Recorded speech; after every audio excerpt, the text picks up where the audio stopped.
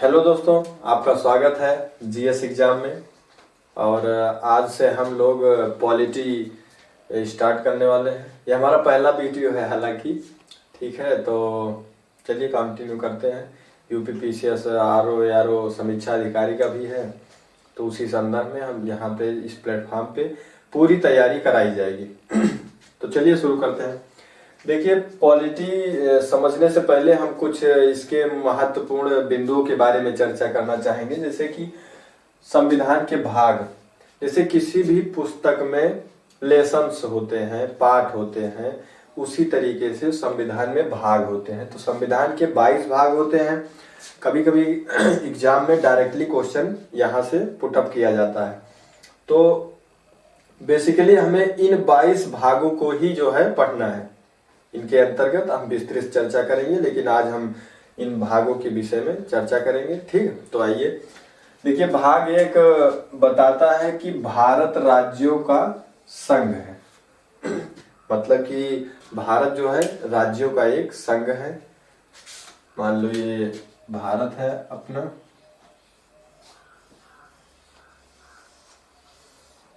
तो ये क्या है? राज्यों का एक संघ है। यहाँ पर तमाम ऐसे मतलब तमाम राज्य क्या है? संगठित है। भारत राज्यों का संघ है। भाग 2 नागरिकता। अब इसमें जो है नागरिक है, मान लो इसमें क्या है? नागरिक है। तो भारत राज्यों का एक संघ है। भाग 2 में इसमें रहने वाले नागरिकों के विषय में बताता है। ठीक, इसके बाद भाग 3। अब इन नागरिकों के कुछ मौलिक अधिकार होंगे, मूल अधिकार होंगे। तो बेसिकली 6 मौलिक अधिकार हैं, 6 मूल अधिकार हैं। इनकी चर्चा हम विस्तृत करेंगे।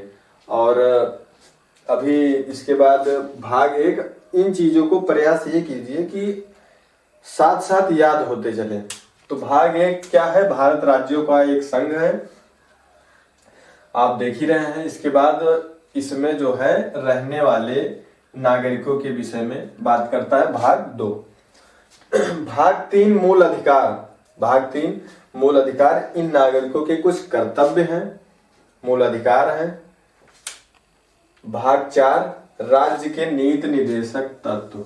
देखिए, बहुत इंपॉर्टेंट चीज है कि राज्य के नीति निर्देशक तत्व, ये आखिर होता क्या है? नीति निर्देशक तत्व मतलब कि जो राज्य होते हैं उनको कल्याणकारी राज्य में परिवर्तित करना ही क्या कहलाता है? राज्य के नीति निर्देशक तत्व। जैसे कि पंचायत का गठन हो गया, नीति आयोग हो गई, योजना आयोग हो गया, ये सब क्या है? ये सब राज्य के नीति निर्देशक तत्व के अंतर्गत आते हैं। और इन चीजों में जैसे कि भाग 4 का में मूल कर्तव्य जोड़ा गया। अब ये जाहिर सी बात है बाद में जोड़ा गया, 42वां संविधान संशोधन में मूल कर्तव्य को बाद में जोड़ा गया। भाई, जब राज्य के कुछ कर्तव्य होंगे, हमें इस तरीके से याद करना है कि जैसे राज्य के जब कुछ कर्तव्य हैं नीति निर्देशक तत्व में, लोक कल्याणकारी राज्य में परिवर्तित करना, तो हमारे नागरिकों के भी कुछ मूल कर्तव्य होंगे, तो इसलिए इसको बाद में जोड़ा गया। जैसे कि हमारे संविधान का सम्मान करना, राष्ट्रगीत का सम्मान करना, वन्य जीव संरक्षण अधिनियम, ये सब जो है इनका पालन करना। इसके बाद भाग 5 जो है संघ। संघ का मतलब यहाँ पर जो है केंद्र से। संघ का मतलब यहाँ पर केंद्र से है। तो यानी भाग 5 संघ को बताता है, यानी केंद्र सरकार को बताता है। इसी में कार्यपालिका, विधायिका और सब आ जाती हैं। भाग 6 राज्य को बताता है। भाई, भाग 6 जो है राज्य को बता रहा है, क्योंकि आप अगर डायग्राम देखें तो संघ के अंतर्गत क्या आता है? राज्य आता है। तो भाग 5 क्या है? संघ है। भाग 6 राज्य है। अब भाग 7 की बात करें तो पहली अनुसूची के कुछ राज्यों की अब निरस्त कर दिया गया है। इसमें हम जब विस्तृत चर्चा करेंगे तो इसके विषय में बताएंगे कि कैसे क्या है। इसको आपको पढ़ना नहीं है, ये निरस्त हो चुका है। भाग 8। भाग 8 संघ राज्य क्षेत्र। मतलब कि संघ यानी केंद्र का कौन सा, मतलब राज्य क्षेत्र। राज्य क्षेत्र का मतलब कि इनका विषय क्या है, मतलब इनके अंतर्गत कौन कौन से क्षेत्र आते हैं। भाग 8 संघ राज्य क्षेत्र। भाग 9 पंचायतें। अब यहां से थोड़ा सा ये देख लीजिए कि पंचायत आता है, इसके बाद नगर पालिका आता है। यहां पर उल्टे क्रम में आप इसे याद कर सकते हैं। भाग 9 का इसे नगर पालिका बाद में जोड़ा गया, भाग 9 पंचायतें, भाग 9 का नगर पालिका, और 9 खास सहकारी समितियां ये भी बाद में जोड़ा गया। तो इसे याद कर लें, लेकिन मेन इंपॉर्टेंट है 9 का और 9 पंचायतें, जो कभी कभी एग्जाम में पंचायतें बहुत ज्यादा पूछा जाता है। इसके बाद आप फिर से इसे रिवाइज कर सकते हैं कि भाग 1 भारत राज्यों का संघ, भाग 2 नागरिकता, भाग 3 उन नागरिकों के भाई कुछ राइट्स होंगे, भारत राज्यों का संघ हो गया। उसके बाद भाग 2 नागरिकता हो गई, भाग 3 मौलिक अधिकार हो गए उन नागरिकों के। इसके बाद भाग 4 राज्यों के नीति निर्देशक तत्व हो गए। फिर उसके बाद मौलिक कर्तव्य आपका जोड़ा गया भाग 4 का में। भाग 5 संघ को बता रहा है, भाग 6 राज्य को। इसके बाद भाग 7 निरस्त कर दिया गया है, भाग 8 जो है संघ राज्य क्षेत्र है, भाग 9 पंचायतें, भाग 9 का नगर पालिका का सहकारी समितियां। भाग 10 अनुसूचित एवं जनजातीय क्षेत्र। आप इसको इस तरीके से भी याद कर सकते हैं, सिर्फ 2 शब्द यहाँ के ले लीजिए, जनजातीय और अनुसूचित। तो अनुसूचित में आप देखेंगे तो 3 2 5 शब्द हैं अनुसूचित, और जनजातीय में आप देखेंगे तो 5 शब्द है। 5 5 होता है क्या 10। आप इस तरीके से इसे फनी वे में याद कर सकते हैं। बाकी और हम इन सब चीजों की चर्चा करेंगे विस्तृत। भाग 10 अनुसूचित एवं जनजातीय क्षेत्र, तो इसमें भी 5 अक्षर, इसमें भी 5 अक्षर, आप 10 ऐसे करके याद कर सकते हैं। इसके बाद भाग 11 संघ राज्य संबंध। देखिए बहुत इंपॉर्टेंट चीज है, संघ राज्य संबंध, यानी संघ का यानी केंद्र का और राज्य का संबंध कैसे। अच्छा, संविधान निर्माताओं ने भी इस चीज का जो है ध्यान दिया कि आप 5 को देखिए और 6 को देखिए। 5 में बताता है संघ, 6 में बताता है राज्य, और यदि आप 5 + 6 कर देंगे तो क्या हो जाएगा 11, जो कि बताएगा क्या संघ और राज्य संबंध। तो आप इस तरीके से याद कर सकते हैं कि भाग 5 जो है संघ बता रहा है, भाग 6 जो है राज्य बता रहा है, और जो है इन दोनों को जब ऐड कर देंगे तो भाग 11 संघ राज्य संबंध बताएगा। देखिए अगर आप अभी अनुच्छेद याद करने लग जाएंगे तो फिर दिक्कत हो जाएगी। पहले इन चीजों को याद कर लेते हैं, इसके बाद हम उसकी चर्चा करें। क्योंकि संघ क्या है, जब आप संघ को पढ़ेंगे उसके बाद जब उसी में 79 ऐड कर देंगे, हम आपको बताएंगे, उसको ऐड कर देंगे तो उसमें क्या है, राज्यों, जो चीज केंद्र का संघ में है उसी का काम राज्य में भी है। राज्य में भी विधायिका कार्यपालिका उसी प्रकार शासन करती है जिस प्रकार से केंद्र, जैसे कि राष्ट्रपति केंद्र के लिए होता है और राज्य के लिए राज्यपाल होता है। तो सबकी अपनी अपनी उसमें भूमिकाएं हैं। और इस तरीके से आप भाग 11 जो है संघ और राज्य संबंध याद कर सकते हैं। तो अब आगे जो है शुरू करते हैं। भाग 12 वित्त संपत्ति संविदाएं और वाद। देखिए ये क्या है कि जो संसद में संचित निधि द्वारा जो है जो भी धन का बंटवारा होता है, ये क्या है, वित्त संपत्ति संविदाएं और वाद, इसी के सब अंतर्गत आ जाता है। इसके बाद भाग 13 देखेंगे, व्यापार वाणिज्य और समागम, यानी कि भारत के राज्यों के भीतर जो हमारे व्यापार होते हैं उनसे संबंधित भाग 13 होता है।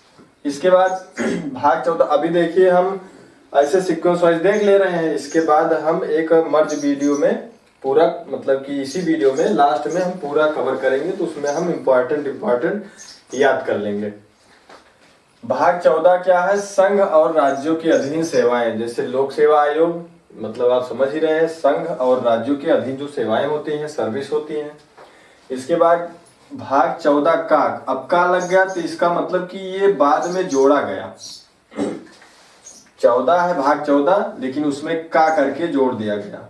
ठीक, तो भाग 14 का में अधिकरण है। देखिए बहुत कंफ्यूज होता है कि अधिकरण क्या है, तो राज्य विधानमंडल द्वारा जो अधिकारियों का गठन होता है, राज्य विधानमंडल द्वारा अधिकारियों का जो गठन होता है वो अधिकरण के अंतर्गत आता है। अधिकरण का मतलब ही होता है कि राज्य विधानमंडल द्वारा अधिकारियों का गठन।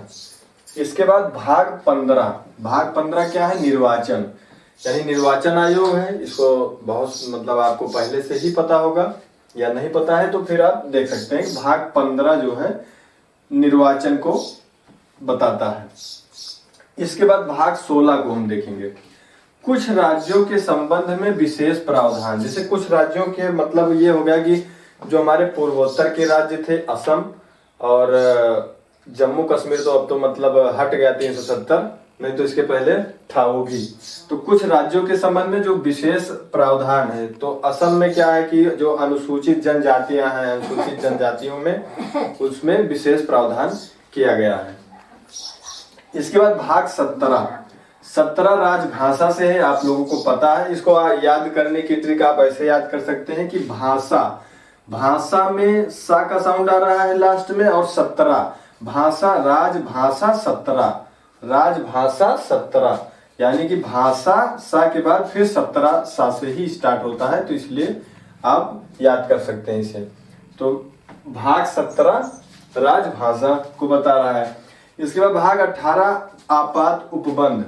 आपात उपबंध क्या है? आपात उपबंध आप जान ही रहे हैं कि राष्ट्रपति जो है राष्ट्रीय आपातकाल, वित्तीय आपातकाल और जो है 3 आपातकाल है हमारे, तो आपात उपबंध हो गया भाग 18 में। इसके बाद भाग 19 प्रकीर्ण। देखिए प्रकीर्ण क्या है? संसद द्वारा बनाया गया कानून जो कि सभी पर लागू हो, वही क्या है? प्रकीर्ण है। यानी कि जो संसद द्वारा, यानी कि भारत के संविधान में जो संसद द्वारा बनाया गया कानून सभी पर लागू होता है। और ये भारत के नागरिकों पर ही नहीं, अपितु जो विदेश में रह रहे हैं उन पर भी जो है ये लागू होता है, और संपत्ति के मामले में। तो इसलिए भाग 19 जो है प्रकीर्ण। अब आप आई होप कि प्रकीर्ण समझ चुके होंगे। इसके बाद संसद द्वारा बनाया गया कानून जो कि सभी पर लागू, संपत्ति से रिलेटेड ये होता है, और जो है जो भारत के बाहर रह रहे नागरिक हैं उन पर भी लागू होता है।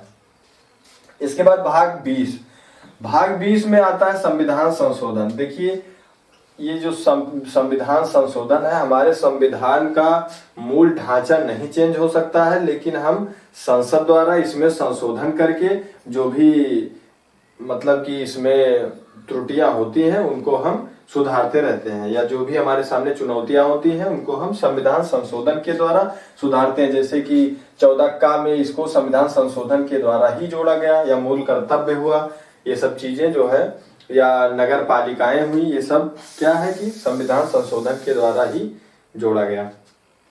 इसके बाद आता है भाग 21 अस्थायी संक्रमणकालीन और विशेष उपबंध। अब देखिए ये क्या है, लेकिन आपको दिख नहीं रहा होगा शायद, तो हम देखिए इसको हम ऊपर मर्ज कर देते हैं। भाग 21 देखिए अस्थायी संक्रमणकालीन और विशेष उपबंध। देखिए संक्रमणकालीन क्या होता है इसको हम समझेंगे। संक्रमणकालीन का मतलब होता है बदलाव का दौर।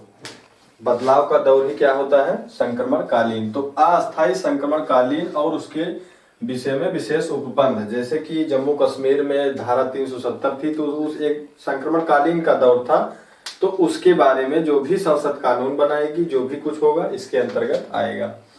इसके बाद भाग 22 संक्षिप्त नाम, प्रारंभ और हिंदी में प्राधिकृत पाठ। देखिए संक्षिप्त नाम क्या है?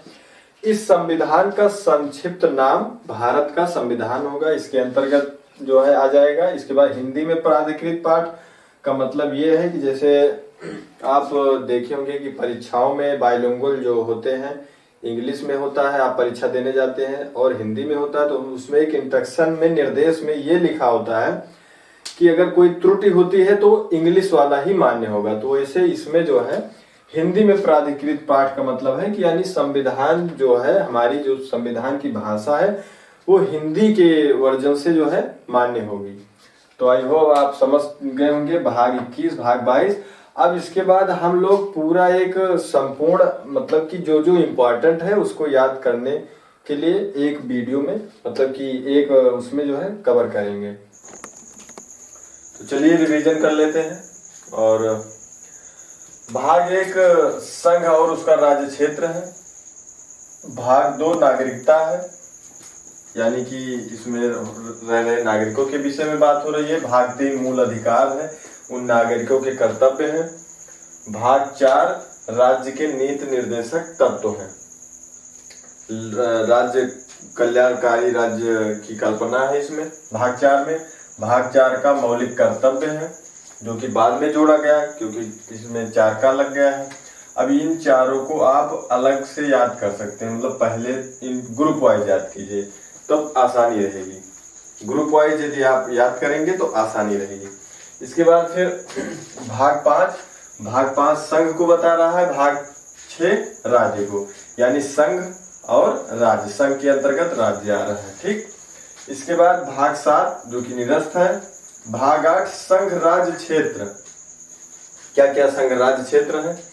भाग 9 पंचायत। भाग 9 का नगर पालिका, न से 9 का और नगर पालिका से आप वैसे रिलेट करा सकते हैं। इसके बाद भाग 9 खा सहकारी समितियां हैं।